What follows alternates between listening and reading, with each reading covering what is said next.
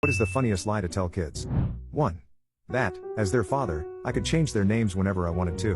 One time I pretended to get on the phone with the Arizona name registry, and renamed my two kids Snargle and Gorf because they kept misbehaving. They were bawling.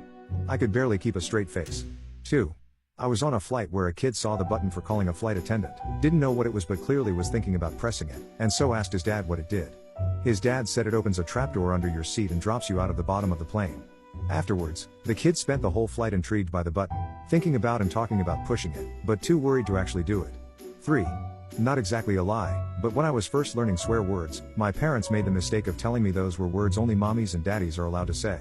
So I was playing house with my sister and her friends, and I was the dad. I promptly went on a swearing tirade as the dad and got in big trouble. 4. When we were in the car and it was raining, my mom would wait for a bridge or tunnel, and as we approached it she would tell us she was going to make the rain stop in 3, 2, 1. She told us she could only make the rain stop for a minute because it made her so tired. My siblings and I were convinced she was magic. 5. My friend's parents told her that moose weren't real growing up. Like, unicorns and moose were both fictional creatures.